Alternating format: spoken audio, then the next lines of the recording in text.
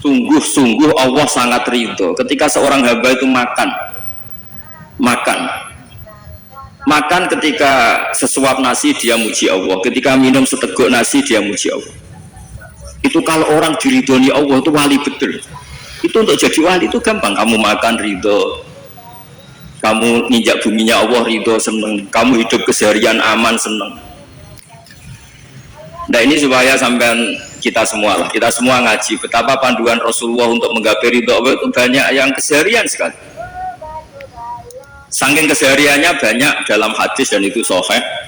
Nabi menyebut hal-hal yang keseharian. Hatta matas alu fi fimroatika, kamu punya uang kemudian istri kamu bisa makan, itu ibadah. Bahkan sebagian ibadah itu dicontohkan Nabi yang akhirnya diprotes sahabat, yaitu wafi buti ahadikum sodakoh, kamu menggauli istri kamu itu ya sodakoh. Sampai sahabat bilang yang benar ya Rasulullah, ayati ahaduna syahwatahu wa huwa lahu ajrun, masa urusan biologis, urusan syahwat kemudian dia dapat pahala. Nabi menjawab, alai salawadu aha fi haramin akana alaihi wisrun, bagaimana kalau dia meletakkan ke yang tidak benar, itu kan dosa. Nah, hal-hal seperti ini yang saya ingin teman-teman semua saya juga agak ingin ngaji demi Anda juga agak ingin. Itu dosa sekali ngaji kok pesanan kelompok tertentu itu nggak boleh. Islam itu untuk semua, jadi ya cuma karena di depan saya jenengan ya seakan-akan jenengan korbannya. Itu ada ilmunya dalam usul fikih itu. Jadi orang harus ngaji usul fikih. Nama yang disebut, mungkin Mas Sufyan masih ingat zaman ngaji usul fikih, nama yang disebut itu tidak jaminan sebagai prioritas perintah. Jadi misalnya gini, kebetulan yang di depan Nabi itu Abu Dzar, Nabi ya bilang, ya Abu Dzarin ini uhibbuka misalnya, atau ya Mu'ad ini uhibbuka, atau ya Abu Hurairah ini uhibbuka misalnya.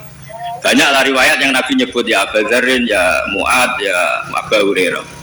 Kemudian misalnya Nabi meneruskan khitab, ini uhibbuka, saya mencintai kamu, fakul dubur sholatin, atau sebagian riwayat disebut fala tada'an dubura kulli sholatin Allahumma inni ala dzikrika wa syukrika wa husni ibadatik.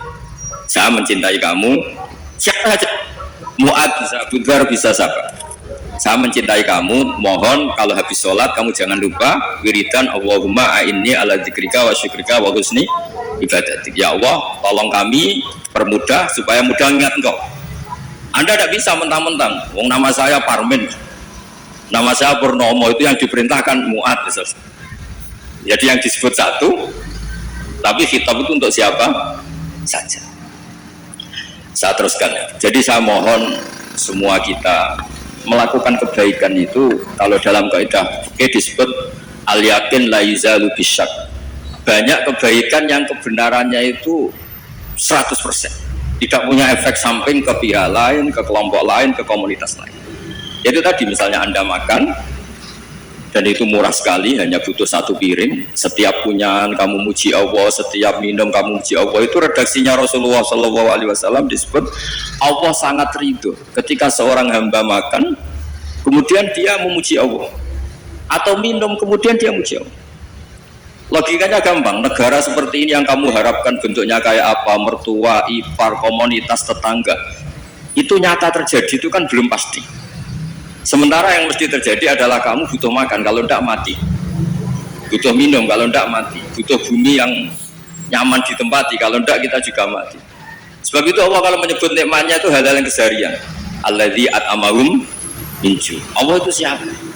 Allah itu yang menciptakan kamu bisa makan, tidak berlebihan. Allah itu yang menciptakan kondisi sosial itu ideal. Zaman Nabi itu ya ada orang munafik, orang-orang pilihan Allah itu juga diuji orang sekelilingnya yang macam-macam. Semua diuji sesuai konteks zaman dan waktu. Nah, tapi ada ibadah-ibadah yang selalu disarankan Nabi. Sampai Nabi itu pernah ditanya, ayul Islam ya khairun ya Rasulullah, Islam terbaik itu gimana?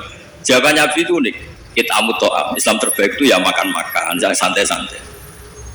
Ketika Allah menyebut beberapa kebaikan, falak tahamal aqobah wa ma adrokan Allah mal aqobah. Terusannya apa? Fakku rokobah. Terusannya apa? Au it'amun fi yaumin di masubaya, atau acara makan-makan itu juga Islam. Kenapa?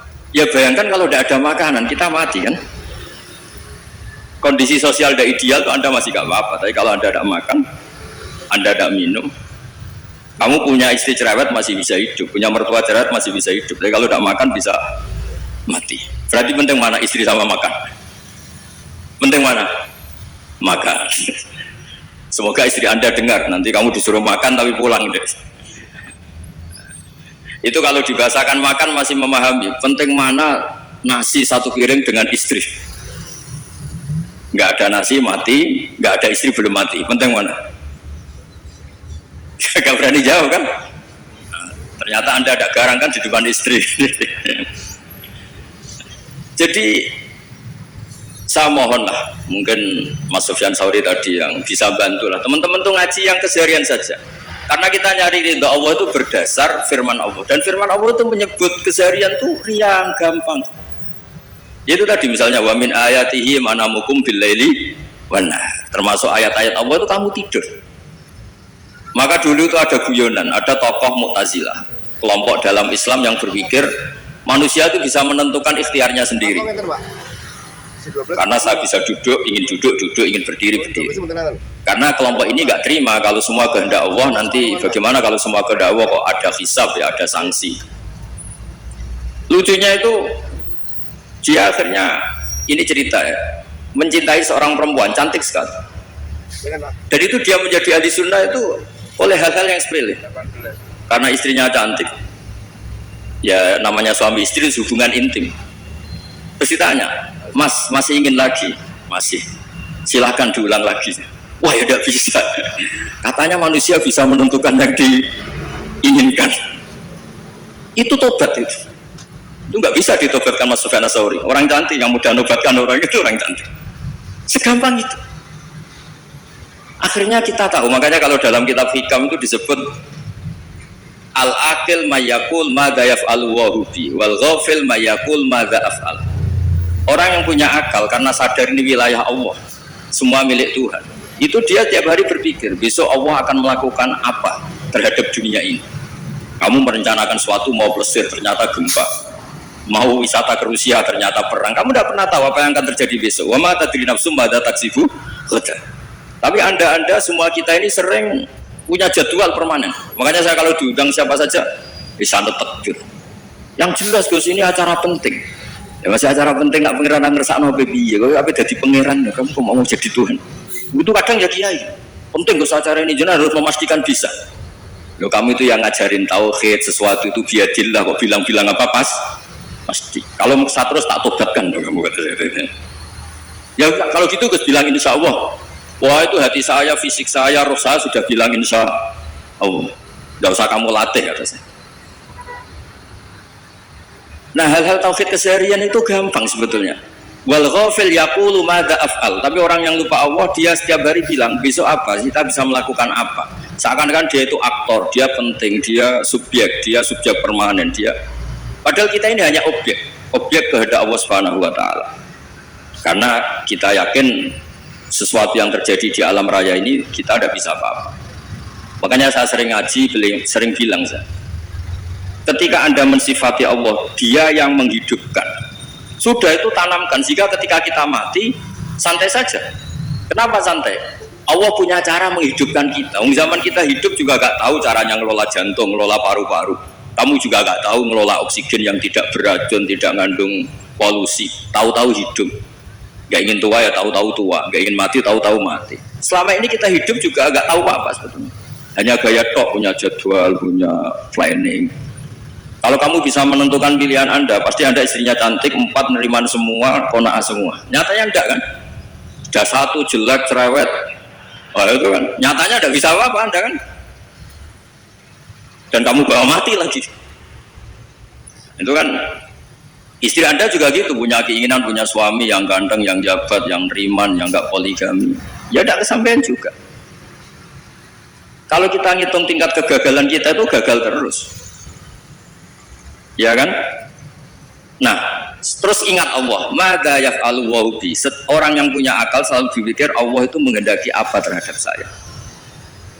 Lalu sama-sama orang melihat orang yang serius, itu kata Anda itu pemikir berat, serius, senang punya tokoh yang merengut karena kamu anggap serius. Tapi sebagian orang anggap orang yang serius itu wong merengut, wong masam, wong muka kok ditekuk. Jadi sama Itu hati ya muqallibal qulub tsabbit qalbi ala dinik, karena kita nggak tahu cara berpikir kita tentang orang lain, tentang sekeliling kita.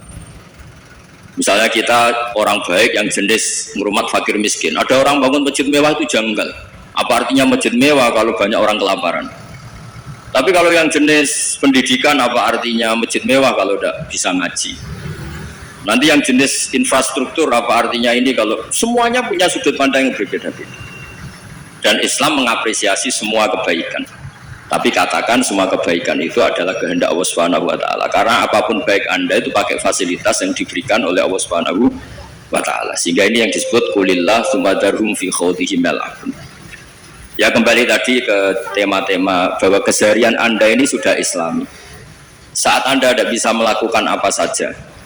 Saya sering ada jenazah, biasanya kalau tetangga meninggal saya sering disuruh ngelepas. Saya bilang orang ini baik karena sering ngelamun di rumah, sering nganggur di rumah. Ditanya sama anaknya, kenapa Gus nganggur baik? Ya kalau dia nganggur artinya juga agak berbuat sesuatu yang maksiat kan? Ya kan, orang nganggur di rumahnya ya tidak bunuh orang, tidak maling, tidak korupsi, ya namanya nganggur di rumah. Lah cuma istri cara pandang nganggur gak menghasilkan uang itu, tapi juga gak menghasilkan kriminal kan? Jadi sebenarnya Islam itu, makanya kalau sampai ngaji usul fikih itu ada kitab usul fikih namanya Lubul Usul, itu terkenal sekali di pesantren itu. Itu kalau ngapresiasi keseharian itu luar biasa. Izma min mubahin illa wa yatahaqqaqu bihi tarku haramimma. Karena keseharian yang mubah saat Anda lakukan itu ada kehebatan yang luar biasa, yaitu meninggalkan haram. Makanya dulu banyak orang-orang alim ketemu temannya itu guyon sampai semalaman. Itu dia yang semangat Islam, itu kiai kok tidak tahajud, kiai kok tidak witir. Orang yang sedang mapan uangnya banyak, malam itu tidak kelayaban itu sudah luar biasa. Melawan nafsu supaya tidak maksiat itu sudah luar biasa. Supaya lupa guyon sama temannya semalaman sampai subuh. Gejolak-gejolakan mengenang zaman miskin, zaman kuliah nggak jelas, zaman apa. Melihatnya jangan takut tahajud. Seperti ini meninggalkan tahajud, tapi meninggalkannya ini talqul muharraman. Jadi kayak apa hebatnya? Sehingga Imam Ghazali punya riwayat yang agak unik. Hatta takuna ibadatu akhiri hadil ummah iku an-naum. Sehingga suatu saat ibadah terbaik umat ini itu tidur. Itu kan riwayat kontroversi. Ketika Imam Ghazali tanya, kenapa iya? Kenapa kamu mulai keluar dari rumah itu sudah banyak maksiat, melihat perempuan yang enggak mahram, melihat fenomena. Tapi kalau kamu tidur itu enggak melihat apa-apa. Tapi juga kamu jangan menganggap tidur itu ibadah betul. Saatnya melakukan fardu ain malah masih tidur. Tapi itu sudut pandang yang menjadikan kita Islam itu gampang. Jadi saat Anda tidak bisa aktivitas apa-apa, misalnya ada beberapa orang yang lumpuh. Lumpuh itu memang nggak bisa Jumatan, nggak bisa ibadah, tapi dia juga nggak bisa maksiat.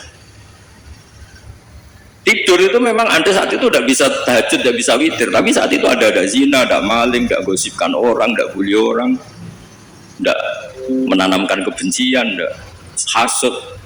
Sehingga tidur menurut Allah Ta'ala wa min ayatihi manamukum billaili apa wanahar. Karena di tidur itu selain ada unsur istirahat, jaga stamina, juga ada unsur meninggalkan beberapa keburukan. Nah, saya mohon ibadah yang keseharian ini kita jaga supaya kita semua baca ayat itu fase itu tertanam di hati. Allah itu siapa? Alladzi at'amahum min ju'i wa amanahum min khawf. Dan Allah kalau cerita di Quran itu anna subabnal ma'a subba thumma syaqaqnal ardhan wa syaqqa fa'ambatna fiha habba wa inaba wa qadba wa zaituna wa nakhla wa hadaika hulba. Kamu tahu saya ini siapa, kata Allah? Saya ini adalah Tuhan yang menurunkan air, kemudian ada tanaman banyak, habba wa inaba wa qadba, ada zaitun, ada tin, kalau orang Jawa mungkin ada tela, ada padi, ada mangga, ada pisang. Sudah, wa inaba wa zaituna wa nakhla wa hadaika hulba, ada perkebunan yang lebat. Tujuannya apa? Mata Allahum, silahkan kamu pakai, kamu nikmati. Tapi karena kadang kita ini punya ide-ide besar. Tadi untuk syukur saja nunggu punya istri riman, rumah baik, tetangga baik, komunitas baik, semuanya baik baru syukur. Lama-lama nanti ada di surga, syukurnya nunggu surga paling kelas A. Itu sudah ada yang menghuni Rasulullah, kamu nggak boleh di situ. Masa untuk syukur saja?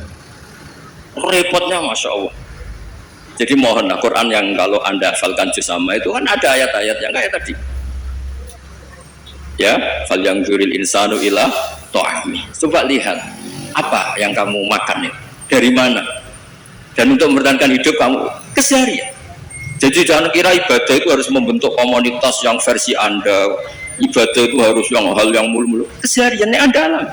Ini saya tidak bikin-bikin. Saya ngaji bukan karena berdasar pesanan. Itu ayat yang saya baca kan betul ada ayatnya kan. Fal yang duril insanu ila to'ami anna soba benal ma'a soba summa syaqaqnal ardo syaqqa fa'ambasna fiha habba wa inabau wa qadba wa zaitunaw wa nakhla wa hada'iqa khulba. Terusannya apa? Mata'al lakum, silakan kamu nikmati. Mata itu silakan kamu nikmati. Ya kayak sampean dikasih hidangan ya makan. Ya udah makan, habis makan ya minum, habis itu ngantuk ya tidur. Ya sudah normal-normal saja. Kayak apa indahnya Islam? Tapi Anda mencari Islam yang gimana lagi? Nah itu yang diajarkan guru-guru kita, diajarkan sanad kita sampai Wali Songo, sampai Rasulullah SAW. Bahwa pada akhirnya ada jihad, ada perang. Itu dulu memang perang, bukan membunuh, beda. Dulu kita dijajah Belanda ya perang, dan itu normal karena kita dijajah. Jadi ketika orang lain ingin baik sama kita, wa in ahadum minal musyrikin astajaroka ya fajiru hatta yasma'a kalam Allah. Kalau mereka ingin baik ya kita baik.